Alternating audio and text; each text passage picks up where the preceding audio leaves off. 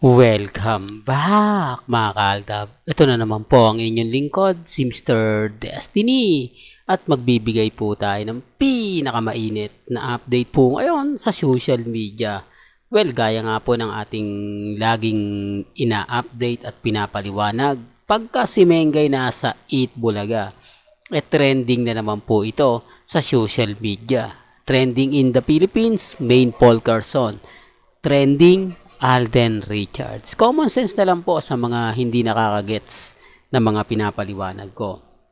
Hindi masyado nakakaintindi sa mga ina-update natin. Di po ba? Yung mga simpleng pamamaraan lang po na ginagawa nila Alden, mga simpleng pamamaraan na ginagawa ni Main Paul Carson, by matic na yan, di po ba? Kung ano yung ipopost ni Mengay, simpleng ganti lang naman po ni Alden Richards. Kaya nga sabi sa inyo, mas marami po ang sumisimpatya at mas marami po ang naniniwala. Sinasabi ko lang po ito para lang po klaro.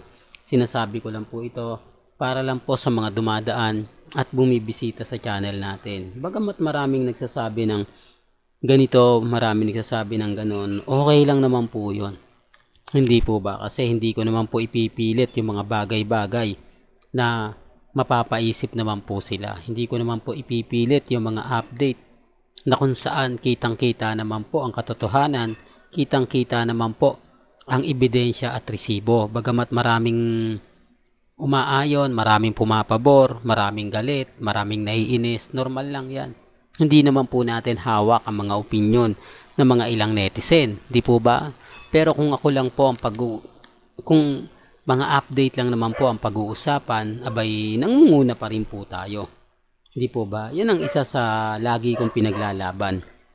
Lagi kong ibinibigay. Di po ba? Kaya nga po tayo 101%. Hindi po tayo nagpapadaig at never naman po akong nagpapatalo. Kahit sabihin nila, nako Mr. Destiny, move on ka na. Nilalayasan ka na ng mga followers mo. Hindi ka na sinusuportahan ng mga followers mo. Wala naman pong problema.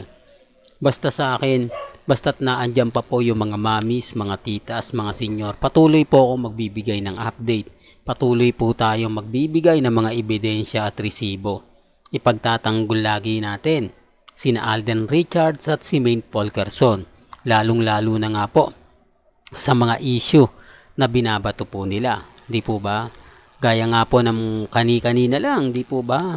Na sinasabi nga po na kumbaga ang ibig kong sabihin, kani-kanina lang po sa sugod bahay, di po ba, nagkaroon ng konting pick-up lines para kay Mengay na sinasabing, Baby Main, di po ba, kapayapaan ka ba? Yan ang mga punchline na ang sabi ni Jose, di po ba, mukhang mataas na pader. Pader, speaking of pader, alam ko pag pader, bakod yun, di po ba? So, kilala nyo po ba si Boy Bakod?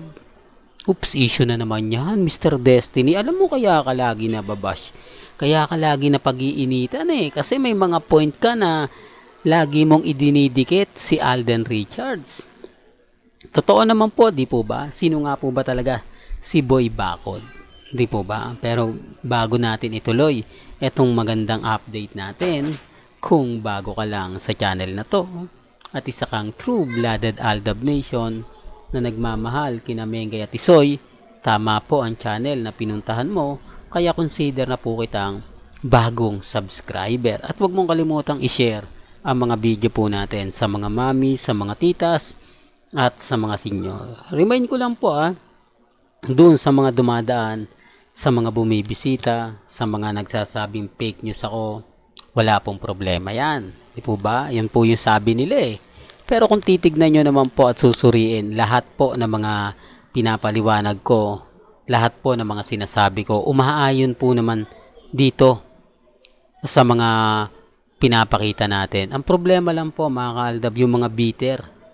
Di po ba?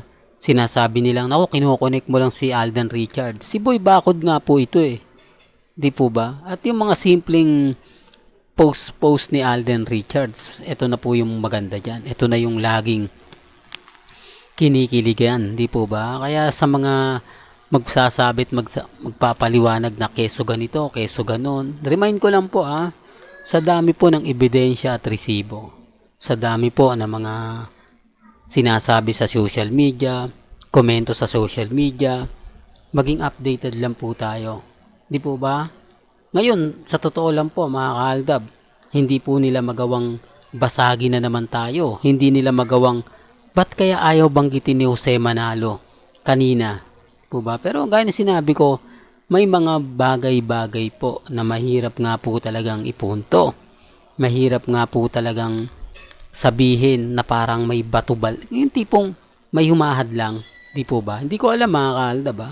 Kung ano na nga po ba talaga, kung mag-aantay na nga lang po ba tayo ng anunsyo, kung magsasalita na nga po si congressman, si Maine, kung ano na nga po ba talaga yung katotohanan, di po ba?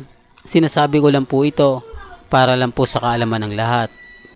Kaya nga po mga kaaldab, patuloy po ako nagmamasid, nag-aabang, at talaga naman pong tumitingin. Gaya nga po nito, remind ko lang po, pag si Mengay talaga nag-trending, tuloy-tuloy na yan.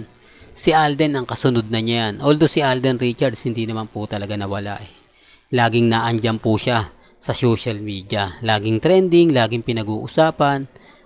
Real talk mga kaaldab. Kaya doon sa mga magpapakalat ng fake news na hindi totoo yung mga sinasabi natin, hindi totoo yung mga ina-update natin, wala naman pong problema yun eh. Di po ba? Basta sa akin lang po, maging matatag lang, maging kampante, kung ano yung sinasabi ng iba, kung ano yung pinapaliwanag ng iba, okay lang po yun.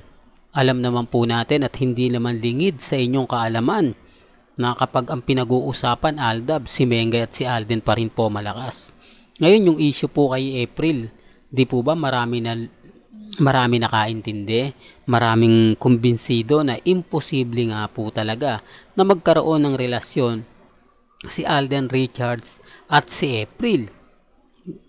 Real talk mga kaaldab, kasi kung hindi ko po yan sasabihin, kung hindi ko po yan gagawin, mangingibabaw po yung issue. Mangingibabaw na kung sino-sino na lang yung idinidikit kay Alden para lang basagin yung Aldab, para lang mawala yung Aldab.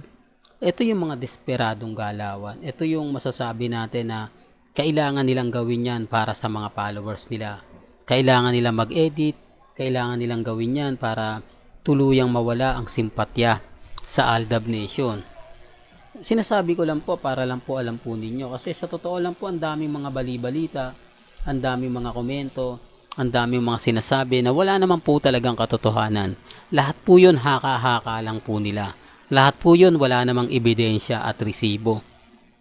Hindi po ba? Pero ako, kapag ako nagbigay, kahit sabihin na natin throwback yan, ramdam mo na may connect. Ramdam mo na may katotohanan. Kasi hindi naman gagawin ng ordinaryo ng magkaibigan lang yung mga pinanonood ko po sa inyo. Hindi naman gagawin ng isang magkaibigan lang yung mga bagay-bagay na lumalagpas na sa boundary. Hindi po ba? Kaya sabi ko sa inyo, kampante lang kayo. Sa ngayon, wala na pong mga edited picture.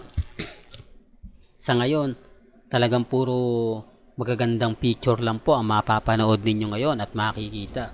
Siguro naman po, sapat na yung mga pinapakita natin. Siguro naman po, sapat na yung mga ebidensya na nakikita po ninyo sa mga dumadaan at mga bumibisita, sa mga laging galit, sa laging mga inis na inis sa mga sinasabi ko. Okay lang po yan. Kasi ako, masaya naman po ako sa mga nababasa ko. Masaya naman po ako sa mga napapanood ko. At syempre sa mga nakikita ko. Nag-aantay na lang po tayo ng tamang pagkakataon. Hindi naman po tayo naiinip kasi lagi naman po magkasama sina Richard Polkerson at Maine Polkerson. Di po ba? Kahit anong sabihin nila na hindi, tapos na. Wala pong problema. May kanya-kanya tayong pananaw, may kanya-kanya po tayong paniniwala. Ang pinaka lang po rito, maging updated lang po kayo sa mga magpapakalat ng hindi maganda, sa mga nagsasabi na fake news ako, wala pong problema. Ang importante lang po, kung ano yung gusto ninyong mapanood, mapakinggan, relax lang po kayo. Well, hanggang dito na lang po ang ating latest updates. Kaya kung gusto nyo pa po ng pinaka-latest at sariwang update, abay tumutok lang po kayo dito po sa channel ni Mr. Destiny para updated po kayo sa mga bagong video po na ilalabas po natin maya-maya lang. Hanggang sa muli, salamat po sa panonood at pakikinig.